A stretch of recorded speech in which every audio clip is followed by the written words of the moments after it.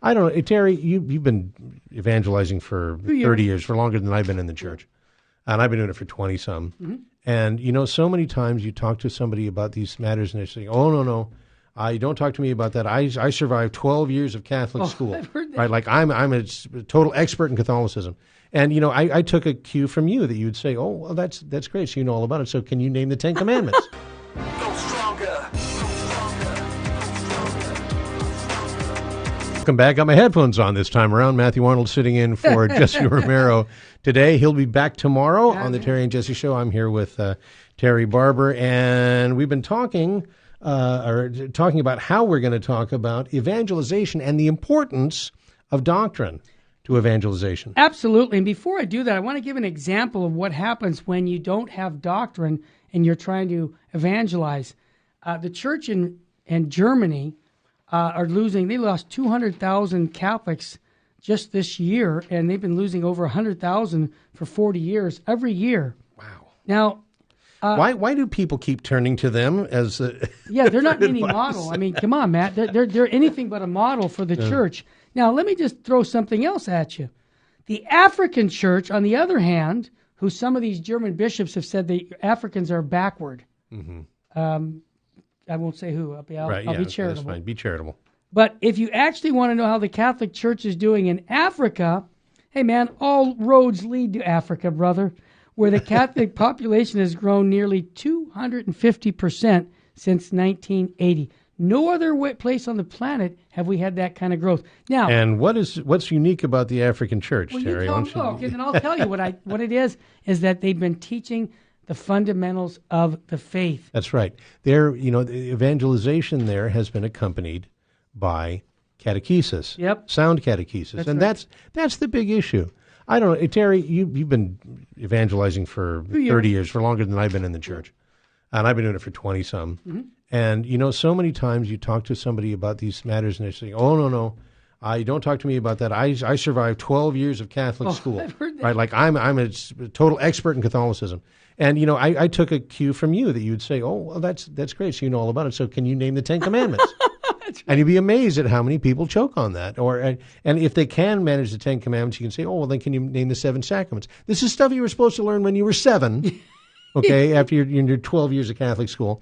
But, I've never had to ask a third question, Terry. I guess not. I've got a third one prepared, but I've never had to ask it. And then you say, well, maybe you didn't leave the Catholic Church. Maybe you left your childish impression of what the Catholic Church is. Maybe you never learned, you haven't really abandoned your faith because you never learned your faith in the first place. And that's the hurdle that we have to overcome.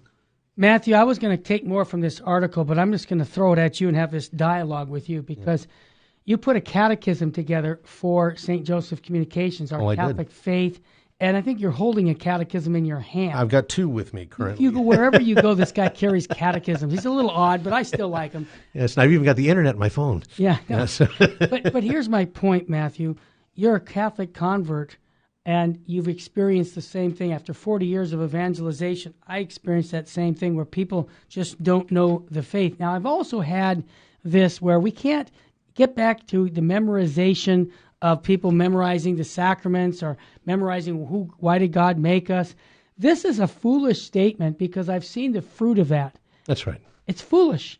I can tell you something right now. My eldest son went to university, and professors would ask these questions, and he would rattle off an answer, and they're like, "Oh, where'd you get that? Where'd you get that from?" And it's because I brought my kids. I know you did the same. We brought my kids up on the Baltimore Catechism. I sure did. And it's what we used to call learning things by heart.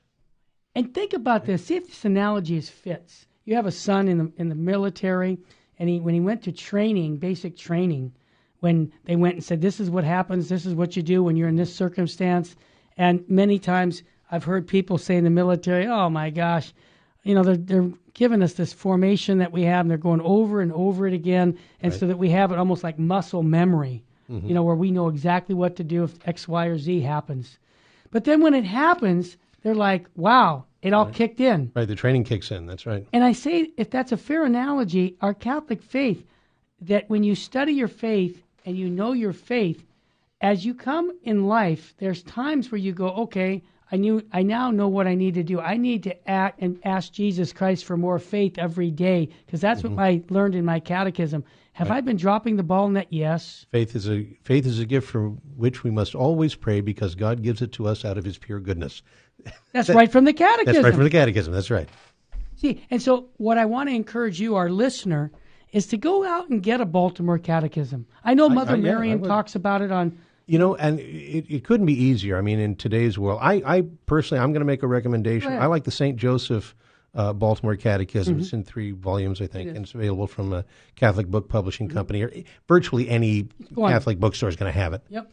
But you can go to the original Baltimore Catechism from the 19th century online for free. It's in the public domain. Absolutely. So that question and answer thing, and what a great refresher course. I'll tell you a secret, Terry. You talked about the catechism I put together. It was a DVD called Our Catholic Faith. It's an overview of the entire Catholic faith. 58 minutes. In just under an hour. And how did I do that? Well, you know what? It's just the Baltimore Catechism without the questions. It's Don't just say the it too answers. loud. And you know what I'm going to do for our listeners? I mean that. If somebody really wanted that, I'm going to do a crazy thing. Don't call all at once. I'm going to give you my cell number.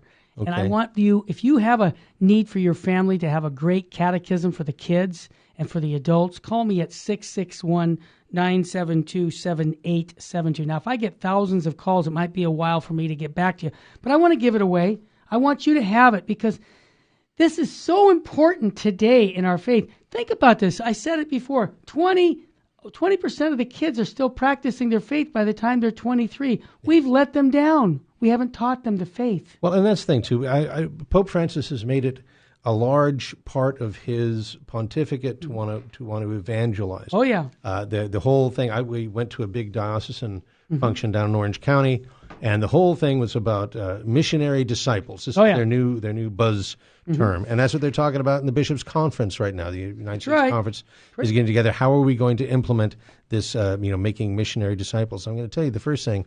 It's a very simple axiom. Here it comes. In philosophy, it is a matter of, it's one of the building blocks of rational thought. Yep. You can't give what you don't have. Well said. Okay, so if you don't understand the Catholic faith, how can you share it? How can you defend it? How can you even keep it? And Matt, you nailed it, because I've met thousands of people coming back in 40 years who've said to me, somebody challenged me on my Catholic faith and I couldn't answer that question. And I was like, wow, I don't know my faith. And then they called me and said, what can you help me? And then I would give them Bishop Sheen's Life is Worth Living, get Scott Hahn material.